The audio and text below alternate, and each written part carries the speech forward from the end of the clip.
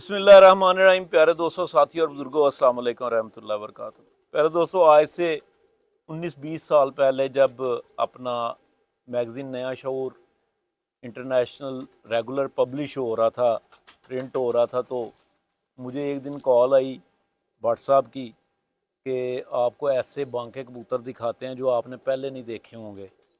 तो मैं उन दिनों में तकरीबन खैबर पख्तूनख्वा के अलावा पूरा पाकिस्तान फिर चुका था। तो मैंने कहा ये हर बंदा यही कहता है कि ये कबूतर आपने पहले नहीं देखे होंगे।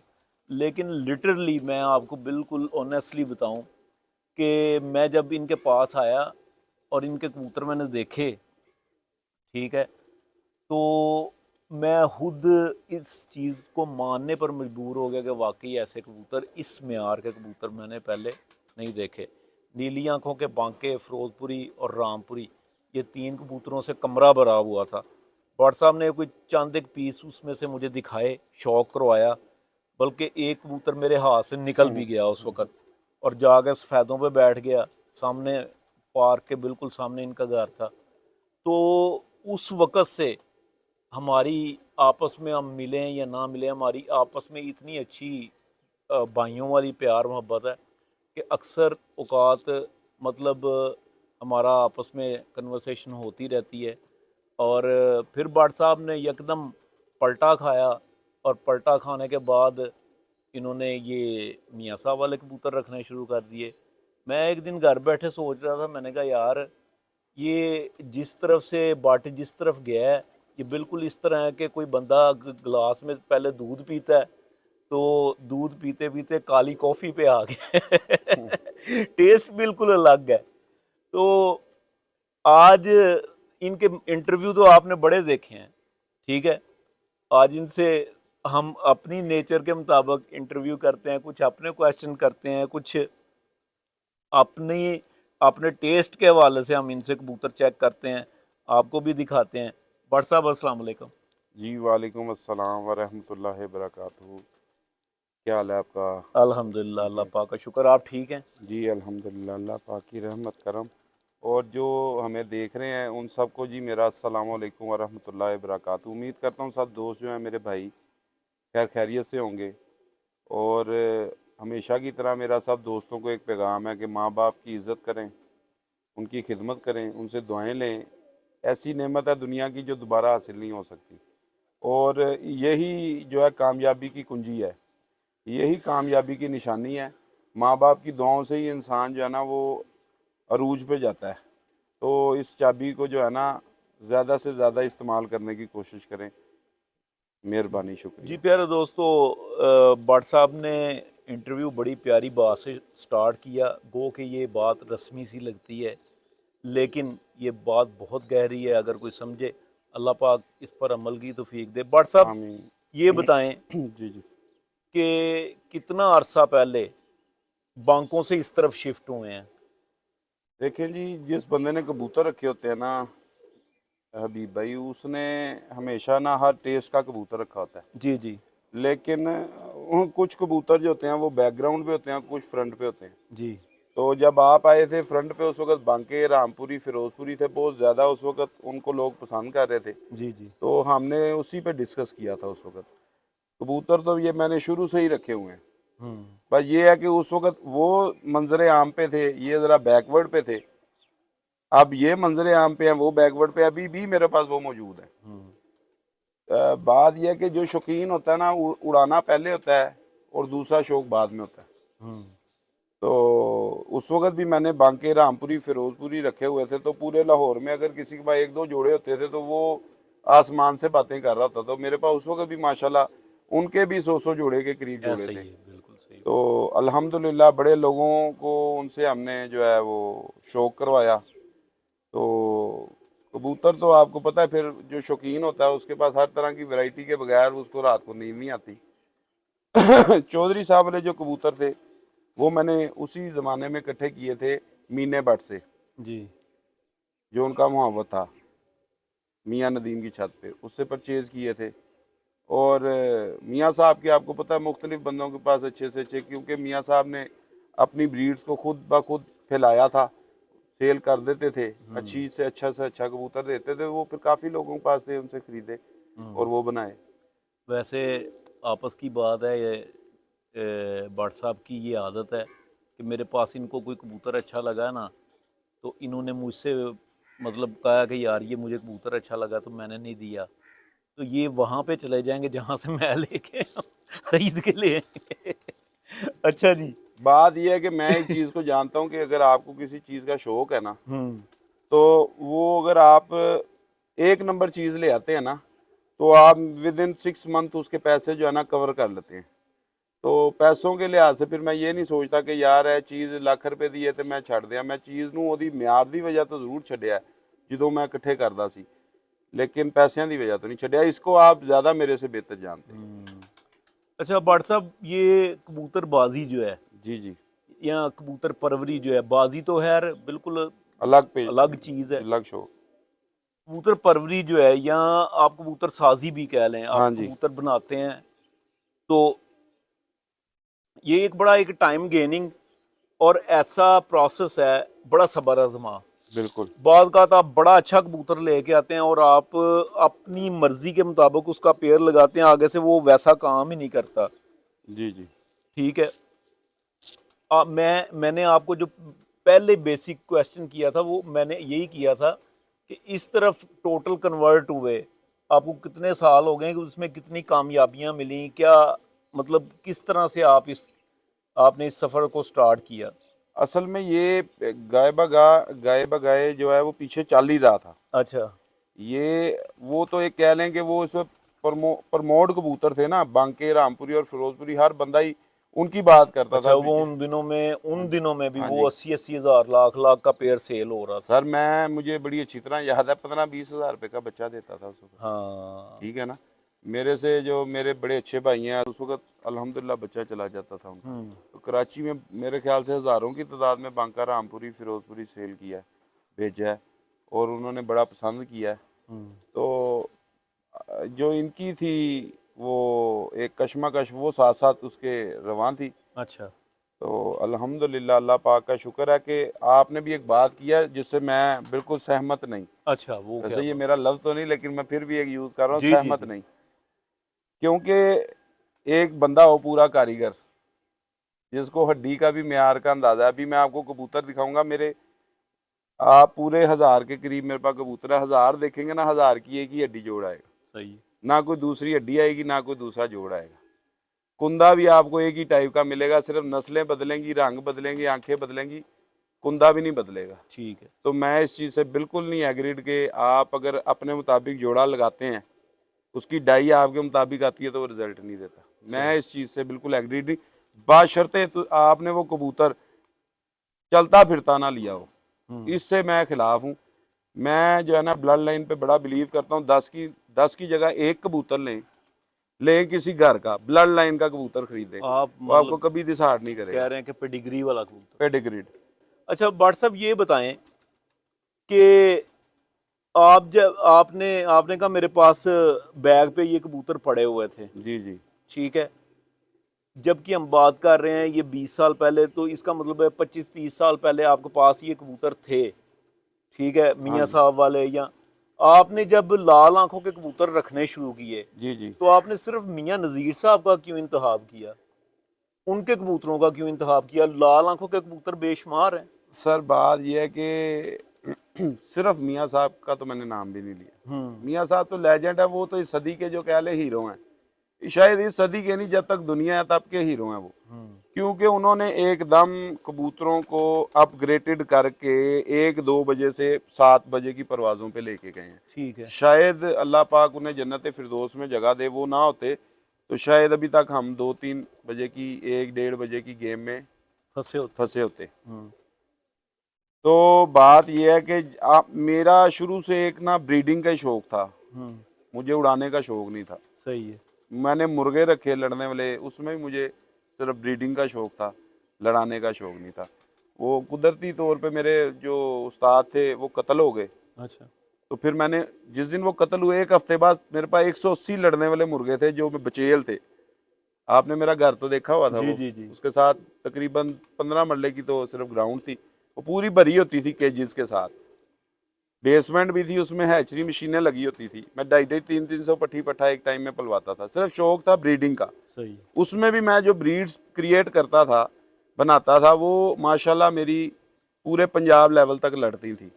मुझे क्रिएशन का शौक है और इस वजह से मैंने हमेशा कबूतर को समझा है। खरीदने से ज़्यादा मैंने कबूतर को समझने की कोशिश की है कि एक अच्छा बर्ड जो है, जो, और एक बात करूंगा, ये बात मुख्तलिफ हो जाएगी कि लोग कहते हैं ना कि उड़ा हुआ कबूतर जाके देखें, उससे सीखें। मैं कहता हूँ उड़े कबूतर से कैसे सीख सकते हैं? अभी भाई आप एग्रीड होते हैं इस बात से? बट साहब मैं इस बात से पार्शली एग्रीड हूँ, अच्छा। मतलब फुली एग्रीड नहीं हूँ, पार्शली एग्रीड हूँ।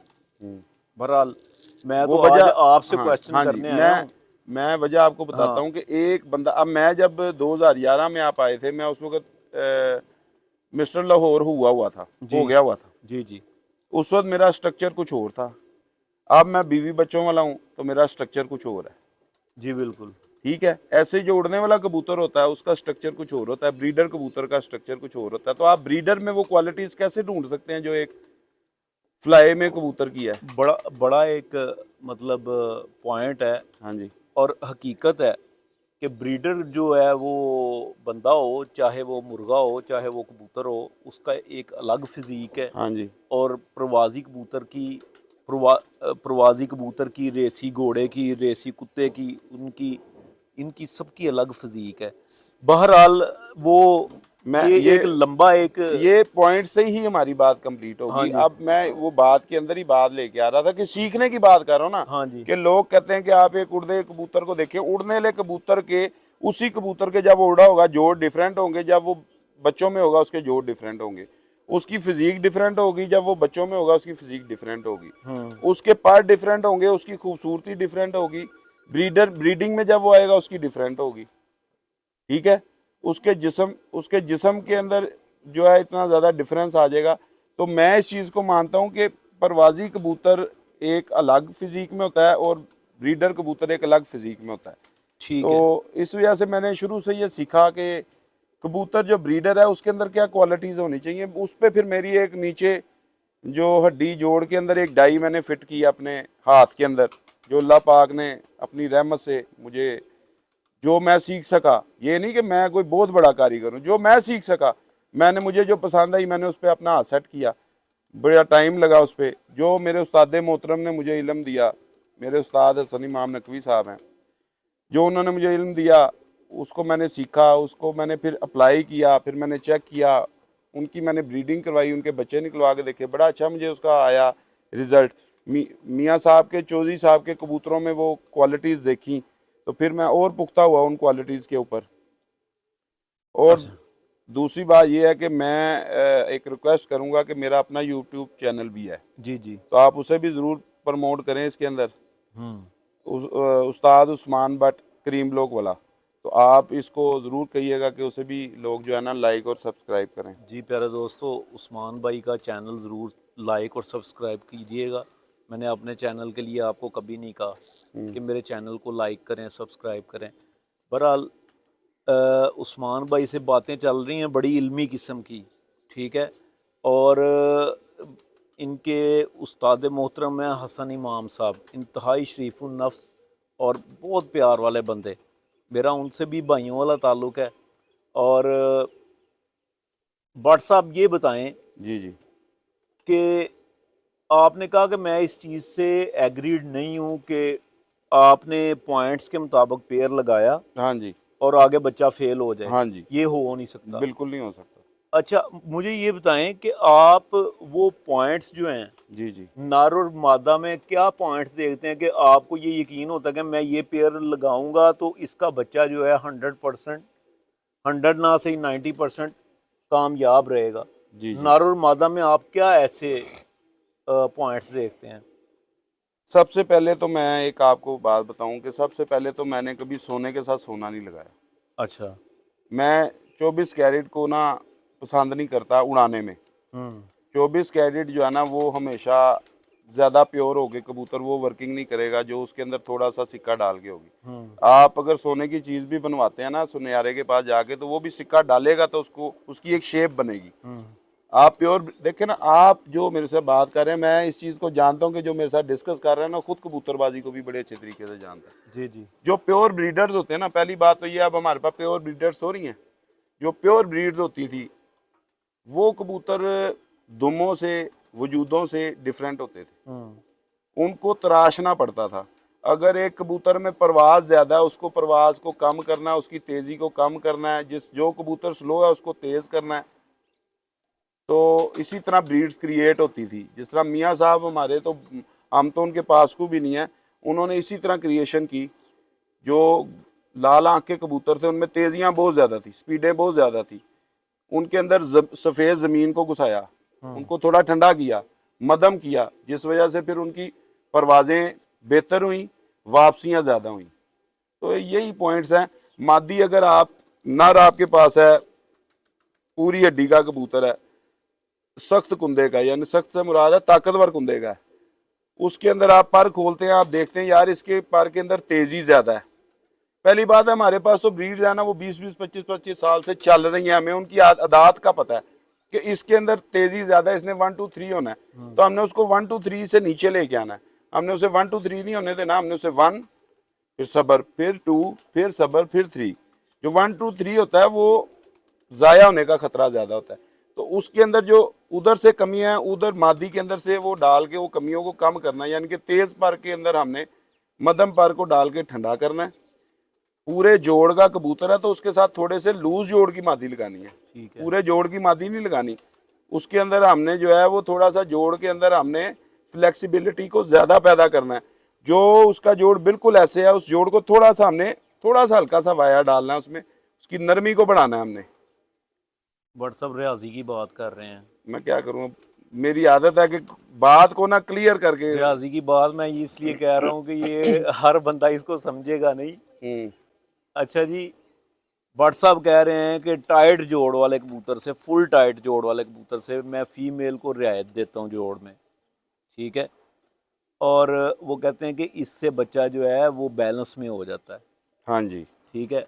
वो 1 2 3 जो करता है वो करता है 1 सबर, 2 सबर, 3, फिर वो अपनी लाइन पे आ हाँ जाता जी, है। हम इधर नॉलेज की बात कर रहे हैं। तो अगर आपका एक कबूतर का ऐसा कुंदा है जिसे मैं अपनी जुबान में एल कुंदा कहता हूँ, ठीक है, तो जो दूसरा कुंदा है ना वो एल नहीं होना चाहिए, वो ऐसे होना चाहिए, ऐसे उसका चढ़ा हुआ है गुलाई में, बे जिसे हम बे कुंदा कहते हैं। उससे ये होता है कि कुंदा दरमियान में आ जाता है, ना वो ज़्यादा स्पीड में रहता है ना वो मध्यम रहता है, वो आ जाता है दरमियान में। तो वो फिर अपने बैलेंस के साथ उड़ता है, वो छत का भी मजबूत होता है, वो टाइम के साथ साथ अपनी परवाज आप बढ़ाता है। मुझे एल भी दिखाएं और बे कुंदा भी दिखाएं, ये दोनों मैं दिखाएं आपको भी मुझे। दिखाता हूँ। जी जी भट्ट साहब जी, दिखाएं जी, कौन सा ये आपके आपके पास बे है या एल है? एल है ये अच्छा, ये एल कुंदा है जी। किस तरह आप इसको डिफाइन करते हैं कि ये एल है? सर ये अब बना आपके सामने बना हुआ है, ये देखें। नहीं, यहाँ से इस ना ना तरह? ना, ये अच्छा यहाँ से इसका चढ़ाव एकदम ऊंची की तरफ जाना अच्छा, शुरू कर देता दिखाएं है। दिखाएं, यहाँ से हाँ जी, ये देखें ना, यकदम सीधा ऊपर ऊपर चला गया। चला गया ठीक ना। है, ठीक है। अब आपने इसके साथ जो फीमेल लगाई ये ये आपके है। हाथ में, हाँ जी, आप करवाएं इसका शौक।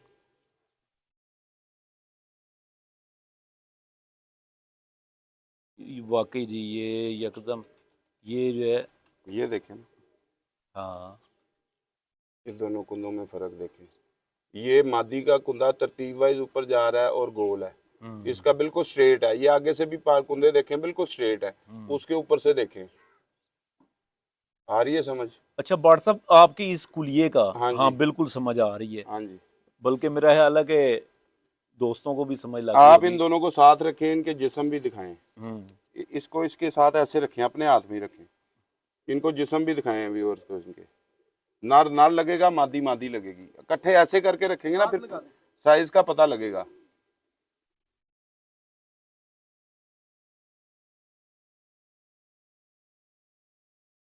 नर का साइज।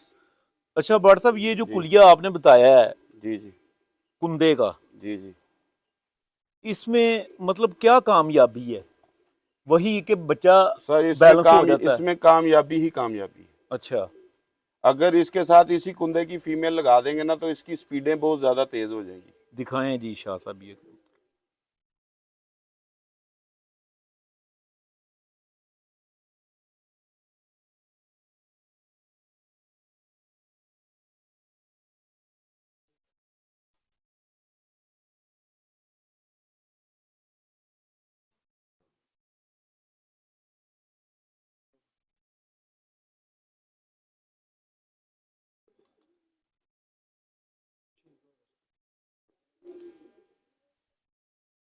अच्छा, ये पेयर आपने अभी लगाया है या पहले लगाया हुआ है? सर मुझे एक बड़ी बुरी आदत है कि मैं पेयरिंग एक जगह नहीं लगी रहने देता। अच्छा, जितना मर्जी अच्छा रिजल्टेड है चेंज करते रहते हैं। मैं चेंज करता रहता हूँ, क्योंकि मैं एक चीज़ को मानता हूँ कि जोड़ा जब ज़्यादा देर लगा रहे ना तो वो रिजल्ट भी देना बंद कर देता है। एक पेयर से कितनी जोड़ियां लेनी ज़्यादा से चाहिए? ज़्यादा 7, 7? बस इससे अच्छा। ज़्यादा नहीं। आप ब्रीडर हैं खुद भी, 7 के बाद आप देखें कबूतर कलर भी चेंज करना शुरू कर देता है अपनी जोली के अंदर, और वो क्वालिटीज़ भी नहीं लेके आता जो क्वालिटीज़ अच्छा बट के साहब, बच्चों में 7 शुरू में। 7 जोलियों में वो तो डेफिनेटली बंदा पॉइंट्स पे तो करता ही है, हाँ जी। रोकता है अपने लिए। तो ये बताएं 7 जोलियों में आप कौन सा बैच जो है वो प्रेफर करेंगे, दूसरा तीसरा, के उसमें बच्चे जो हैं वो हम रोक सकते हैं, वो अपने वालदैन पे बड़ा। पहली, तीसरी और 7वीं और 5वीं। अच्छा, ताक दाग में। हाँ जी, और उसके अंदर पहली और 7वीं सबसे ज़बरदस्त होती है। अच्छा जी, पहली और 7वीं सबसे अच्छी होती है। पहले जैसा तो कोई होता ही नहीं। ठीक है। आप जो भी जोड़ा लगाएंगे ना, जो पहली जोल के बच्चे होंगे ना, उन जैसा कोई भी नहीं होगा, क्योंकि उनके दोनों के जो हार्मोन्स हैं वो ज़्यादा स्ट्रॉन्ग होते हैं। इसी वजह से मैं जोड़े लगाता हूँ, तोड़ता हूँ और दोबारा लगा देता हूँ। ये नहीं कि मैं दोबारा नहीं लगाता, मैं तोड़ता जरूर हूँ 7वीं जोली के बाद, तोड़ के उनको दूसरा नर दे देता हूँ। फिर वो हार्मोन्स अपनी बैग पे आ जाते हैं उनके, जो आपस में उनके मिल रहे होते हैं। उनको फिर थोड़ा सा रेस्ट देता हूँ दूसरे जोड़े के बाद, उसके बाद दोबारा लगा देता हूँ आपस में।